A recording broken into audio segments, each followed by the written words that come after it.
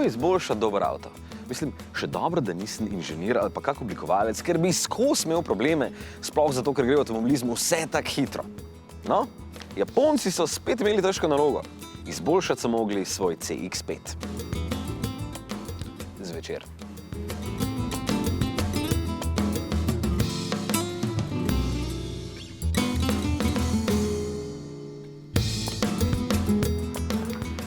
Tole je za Mazdo zelo pomemben model. Samo lani je recimo v Evropi predstavljal kar 19% prodaje in je globalno Mazdi najbolje prodajan model. Samo lani so jih prodali več kot 350 tisoč, v drugi generaciji pa jih na cestah vozi že več kot 2 milijona in po prenovi jih bo ziher še več.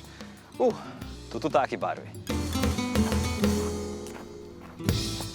Spremembe niso drastične, kot vidite. Malenkost so spremenili masko in odstranili tisto mrežo, to pa nadomestili s takim tridimenzionalnim nakitom. Potem so malo bolj ozke luči, ki so precej bolj napredne, ker vsaka ima 20 posameznih elementov, ki se prižigajo in ugašajo, zato da ne boste motili nasproti vozečih. No, pa nova je še tale barva cirkonijevega peska, minerala, ki ga uporabljajo pri livarskih ulitkih in pri Mazdi so jih začeli uporabljati prvi v industriji že leta 1953. V kabini Mazde imaš vedno dober občutek, ki pa so ga zdaj nadgradili še z nekaterimi novimi materiali. Predvsem pa mi je všeč, da ima prezračevanje navadne klasične gumbe, da tudi med vožnjo točno veš, kam moraš pritisniti. Tale zaslon zdaj v diagonalo meri 10,25 palcev, je precej hitrejši in bolj napreden, podpira pa tudi Android Auto in CarPlay. Všeč mi je tudi, da je v večini črne barve, da je bolj pregleden.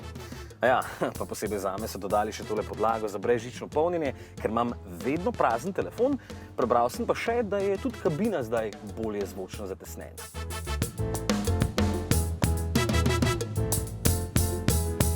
Prtljažnik ima zdaj dvodelno polico, ki jo lahko namestite v dva položaja, če pač rabite več ali manj prostora. No, spodnji del police pa je lahko tudi vodoodporen, kar pomeni, da boste gor brez slabe vesti metali tudi kake prešvicane z okne. Pri opremi Newground pa je tudi spodnji del prtljažnika odporen na vodo in na praske, kar je idealno za kake blatne čevlje z derezami ali pa kaj podobnega, ne? Recimo krokodile.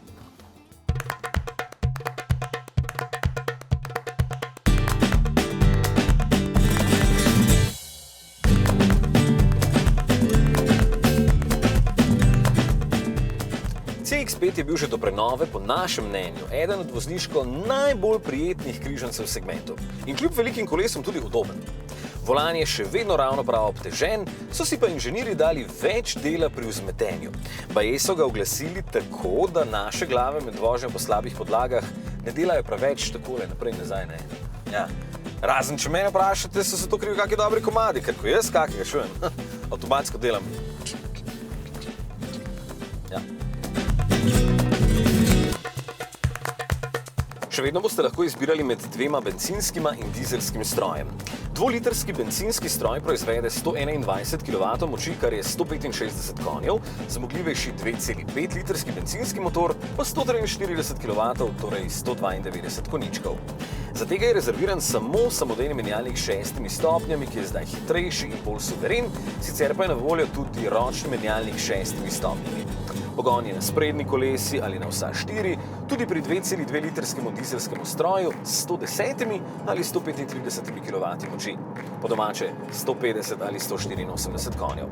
No, vsi motorji so bolj čisti in malenkost bolj ekonomični, pa še stopalka za plin je malenkost bolj občutljiva.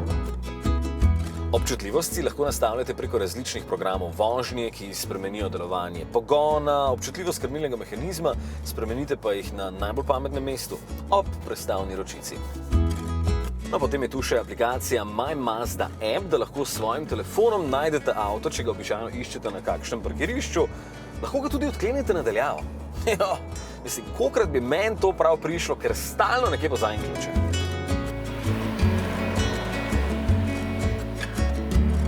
Ste opazili, da pri tem prispevku nisem niti enkrat uporabil besede hibrid ali elektromotor?